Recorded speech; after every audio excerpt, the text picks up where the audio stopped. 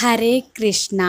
ഗർഗഭാഗവതം അധ്യായം 45. ഗോപികാസ്തുതിയും ശ്രീകൃഷ്ണാഗമനവും. ഗോപികമാരെ വിട്ടിട്ട് ഭഗവാൻ ശ്രീകൃഷ്ണൻ അപ്രത്യക്ഷനായി. കാരണം ഗോപികമാർക്ക് ഭഗവാൻ ശ്രീകൃഷ്ണനിൽ അത്രമാത്രം അഹങ്കാരം വന്നപ്പോഴാണ് രാധാറാണിയെയും ഗോപികമാരെയും ഉപേക്ഷിച്ച് ശ്രീകൃഷ്ണൻ അപ്രത്യക്ഷനായത്. ശ്രീകൃഷ്ണ ഭഗവാനെ അംഗോപാംഗം വർണ്ണിച്ചുകൊണ്ടും ഭഗവാന്റെ ലീലകൾ സ്മൃതി പദത്തിൽ നിന്ന് പാടിക്കൊണ്ടും സങ്കടപ്പെട്ടുകൊണ്ടും ഭഗവാനെ സ്തുതിച്ചുകൊണ്ടും ഗാനങ്ങൾ ആലപിച്ചുകൊണ്ടും ലീലകൾ വർണ്ണിച്ചുകൊണ്ടും കരഞ്ഞുകൊണ്ടും ഗോപികമാർ ഭക്തിപൂർവം വിളിച്ചപ്പോൾ ഭഗവാൻ അവരുടെ ഇടയിൽ തന്നെ പ്രത്യക്ഷപ്പെട്ടു.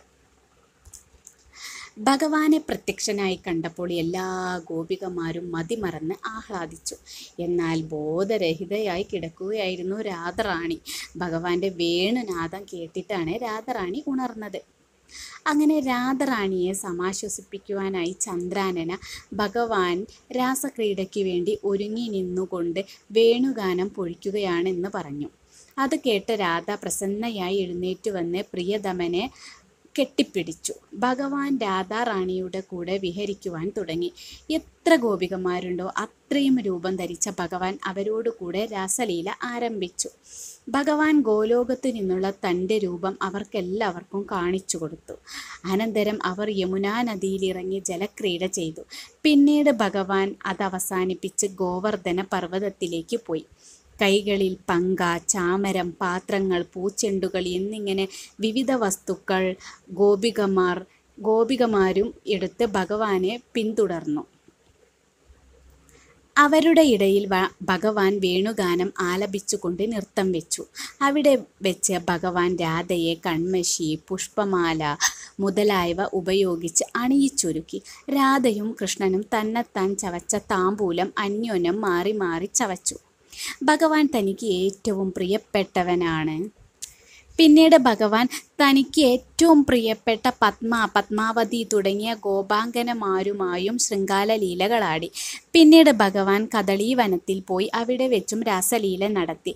ഇപ്രകാരം ശ്യാമസുന്ദരനായ ഭഗവാനോട് കൂടി രമിച്ച ആ രാത്രി ഗോപികമാർക്ക് ഒരു നിമിഷം പോലെ കടന്നുപോയി. അനന്തരം ഭഗവാൻ നന്ദഭവനത്തിലേക്ക് പോയി. രാധാറാണി വൃഷഭാനുപുരത്തിലേക്കും മറ്റുള്ള ഗോപികമാർ സ്വഗ്രഹങ്ങളിലേക്കും പോയി. ആ വ്രജത്തിലെ ഗോപന്മാർ തങ്ങളുടെ പ്രിയതമമാർ ആ ഭഗവാന്റെ കൂടെ രാസലീല ആടിയ വിവരം അറിഞ്ഞതുപോലുമില്ല. ഇപ്രകാരം ഗോപികമാരെ ആനന്ദിപ്പിച്ചുകൊണ്ട് നന്ദഗ്രഹത്തിൽ 8 ദിവസം താമസിച്ച ശേഷം ഭഗവാൻ അവിടെ നിന്ന് ആ ഗോകുലത്തിൽ നിന്ന് വൃന്ദാവനത്തിൽ നിന്ന് പോകാൻ തീരുമാനിച്ച് അവരെല്ലാവരെയും ആശ്വസിപ്പിച്ചു. പുത്രൻ വിട്ടുപോകുന്നതിലുള്ള തൻ്റെ വിഷമം പ്രകടിപ്പിച്ച യശോദാദേവി ഭഗവാൻ സാന്ത്വന വാക്കുകൾ പറഞ്ഞുകൊണ്ട് ആശ്വസിപ്പിച്ചു. യജ്ഞങ്ങൾ അവസാനിപ്പിച്ച ശേഷം തിരിച്ചു വരാം എന്നും പറഞ്ഞ് അനിരുദ്ധ സേനയിൽ ചേർന്ന് ഭഗവാൻ യാദവരോട് കുതിരയെ വിടാൻ ആജ്ഞാപിച്ചു. അപ്രകാരം അനിരുദ്ധൻ അശ്വത്തെ പൂജിച്ച് വിട്ടയച്ചു.